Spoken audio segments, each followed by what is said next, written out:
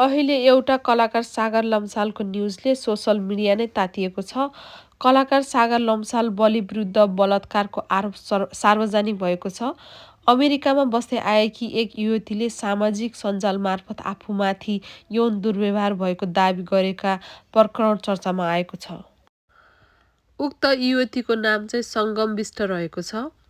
उक्त युवतीका अनुसार उनका बुवा र सागर हाँस्य टेलिसिरियल सखीगोनीका सहकर्मी हुन्।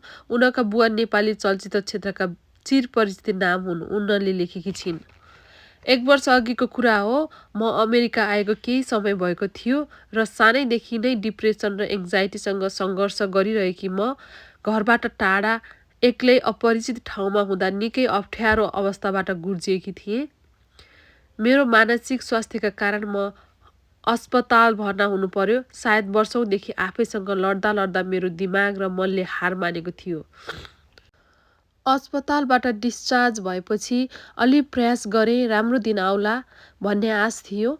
त्यही क्रममा नेपालबाट केही अङ्कलहरू अमेरिका आउनुभएको थियो। उहाँहरू हाम्रो परिवारसँग वर्षौंदेखि परिचित हुनुहुन्थ्यो। कसैलाई मैले दाइ भन्थेँ, कसैलाई अङ्कल। यस्तो गाह्रो समयमा आफन्त जस्तै मान्छे भेट्दा राम्रो होला भनी बाबाले भेट्न भन्नुभयो। ऊर्जा थिएन, औषधिमा थिएँ र अत्यन्त एक्लो महसुस गर्थेँ।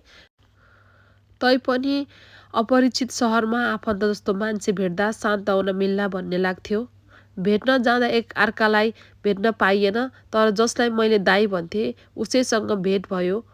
कुराकानीकै क्रममा तिमी बसेको ठाउँ हेरौँ न त भन्नुभयो। मैले विश्वास गरेर उहाँलाई आफ्नो अपार्टमेन्ट देखाएँ। त्यहाँ बसेर कुरा गर्दा मेरो स्वास्थ्यको कुरा निस्कियो। मैले आफ्नो सबै पीडा रोएर सुनाएँ। तर जसलाई मैले आफ्नो दाइ मानेकी थिएँ उहाँ नै राक्षस हुनुभयो भन्ने मलाई थाहा थिएन। ममाथि बलात्कार भयो। जति आशा थियो, जति शक्ति बाँकी थियो, सबै समाप्त भयो। म चिच्याउन चाहन्थेँ, परिवारलाई भन्न चाहन्थेँ, तर यस्तो अवस्थामा पनि केही भने परिवार छुट्छ भन्ने डर लाग्यो। सरी बाबा, अहिले यसरी भन्नु परेको छ। तपाईँलाई भन्न सकिनँ। तपाईँ नजिक हुनुहुन्थ्यो भने सायद तपाईँको अँगालोमा रोएर लड्न सक्थेँ, तर धेरै टाढा थिएँ। मैले कसैलाई भन्न सकिनँ। आफैसँग घिन लाग्न थाल्यो। वर्षौंदेखि चलेको सङ्घर्षले मेरो आत्मा, शरीर, दिमाग र मन सबै हारिसके। मर्न पनि सकिनँ परिवारको माया सम्झेर, तर यो पीडाले हरेक दिन मलाई खाइरहेको छ। सास फेर्न गाह्रो हुन्छ, खान सक्दिनँ, आफूलाई जीवित लास जस्तो लाग्छ। र त्यो राक्षस भने आफ्नो घर फर्केर सामान्य जीवन बिताइरहेको छ। आज केही साहस आयो र लेखेँ। मलाई थाहा छ न्याय पाउँदिन होला र लड्ने हिम्मत पनि छैन। तर जसले मलाई यस्तो गर्यो उसको परिणाम भोग्नुपर्छ। भविष्यमा अरू कसैलाई यस्तो हुन दिनु हुँदैन। मेरो सम्पूर्ण परिवारसँग माफी चाहन्छु। सायद तपाईँहरू मसँग निराश हुनुहुन्छ होला, तर सधैँ निराश पारिरहने म एउटा असफल व्यक्ति हुँ।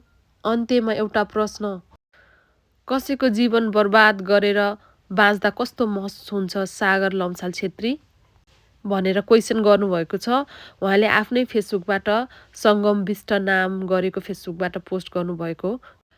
म चाहिँ के भन्न चाहन्छु भने यो बहिनीले लगाउनु भएको आरोपलाई दुवैपट्टिबाट राम्ररी छानबिन होस्। यदि सागर लम्सालले गल्ती गरेको छ भने उहाँलाई कानुनी कठघरामा उभ्याइयोस् र कानुनले तोके बमोजिम सजाय मिलोस्। र यदि बहिनीले र यो आरोप झुटो प्रमाणित भयो भने चाहिँ कसैको इज्जतमाथि खेलवाड गरिएको छ, कसैको फ्युचरमाथि खेलवाड गरिएको छ भने जुन आरोप लगाउने मान्छेलाई पनि कारबाही होस्।